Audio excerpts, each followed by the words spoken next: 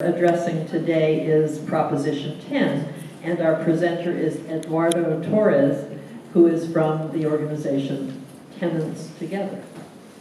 Eduardo?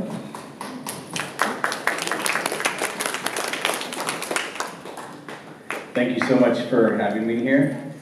My name is Eduardo Torres. I'm with a statewide organization called Tenants Together. We're a statewide organization that advocates for tenant rights, and we also lend technical support to cities and groups across the state who are looking to adopt rent control measures, just cause for eviction measures, and as well as lending technical support to other tenants who have issues by serving with a hotline that people could call where we could discuss their issues and tell them about their rights as tenants. I'm here to talk about voting yes on Proposition 10. In Proposition 10, voting yes would mean the repeal of the state law Costa-Hawkins. Is anyone familiar with Costa-Hawkins? Oh, yeah. I see some hands going up in the room, but that's all right. I mean, believe me, a lot of people don't even know what Costa-Hawkins is, or let alone try to explain rent control, what that is, right? So I'll go ahead and get into what Costa-Hawkins is. Costa-Hawkins is a statewide law that was passed in 1995 that puts restrictions on rent control cities. And so cities that have rent control, because of Costa-Hawkins, now have certain restrictions. And those restrictions are, they include prohibiting cities from implementing rent control to any single family home or condominium or apartment that is built after 1995. Costa-Hawkins also prevents cities to establish rent control laws prior to the Act's passage of 1995, so they can't expand it any more than that. How does this, you're probably asking, well, how does this affect seniors, right?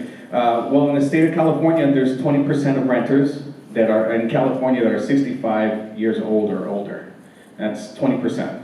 As long-term renters in many state rent control cities, seniors are usually targeted for eviction, and this is why we need stronger protections for them. This happens very frequently in cities like in San Francisco that has rent control, and Costa-Hawkins has also affected the vacancy control there because of the seniors being easily pushed out.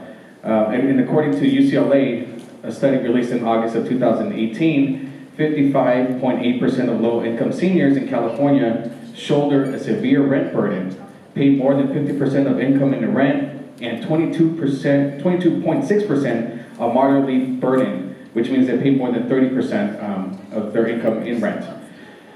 So, you know, there was someone who just said earlier that housing affects everyone, right? It affects, you know, seniors. Housing doesn't discriminate. As a matter of fact, I just got a text last night from someone who I work with in Concord, because the work that I do as an organizer is in the suburb city of Concord in the East Bay. This person texted me an article from the San Francisco State newspaper on campus, and the front page was an article how the housing crisis is so severe right now that college students are being forced to live in their cars because they can't find any housing. Santa Cruz right now has a rent control ballot measure. And again, you know, it's a big college town. Housing is so scarce that I have a friend over there who's forwarded an email from the dean there, pleading with the teachers, the professors, to start renting rooms out to the students because of the housing shortage. And so, you know, tying this back to how this affects seniors, are there any San Francisco Giants fans here? Yeah. Okay, all right. I'm a Dodger fan, don't hate me. Does anyone remember an announcer named Sherry Davis? Yeah. Okay, we have a yeah. So Sherry Davis was the first full-time announcer in baseball at the stadium making announcements. First woman ever to be in that position. In 1993, she was graciously given that opportunity. And more recently, she was forced out of the city of Concord. There's a big article about it because, again, housing, you know, and how it affects, you know, seniors and just the outrageous amount of rent gouging that's going on. Today, there's a rent mediation meeting in Concord that I was invited to go to. I couldn't make it, and again, it involved some seniors there who are having issues with the rent gouging. This senior got a $450 rent increase. Yeah, that's a 33% rent increase for this year.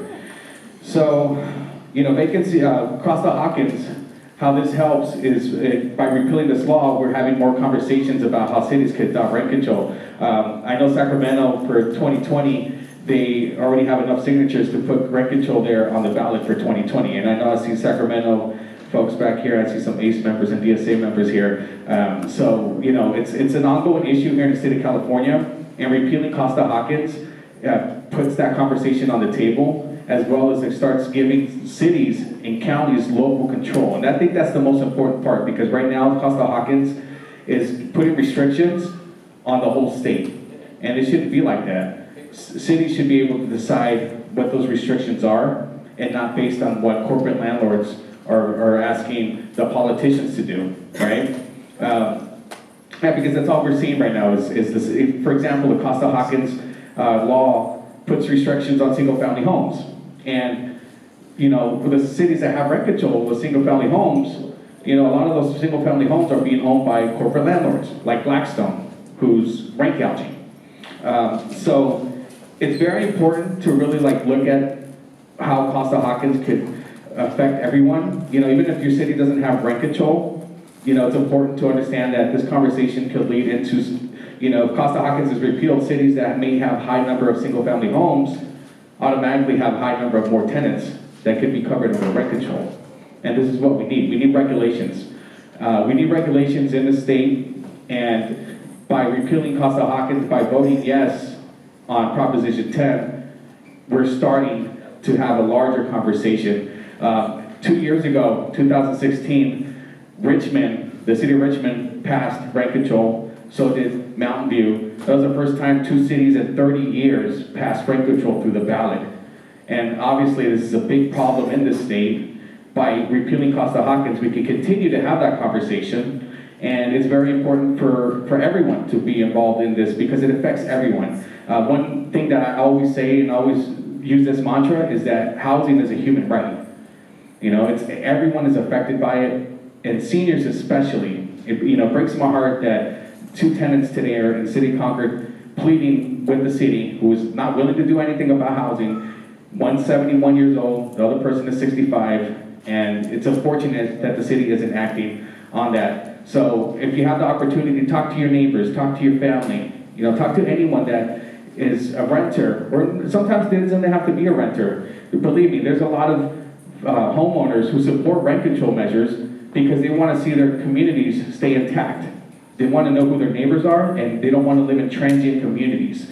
And so believe me, this affects everyone. So please, please go out there, vote yes on Proposition 10. Let's repeal Costa-Hawkins, and let's show the landlords that, you know, renters, the 18 million renters in the state have the power to make something happen, and that's positive for everyone. Thank you.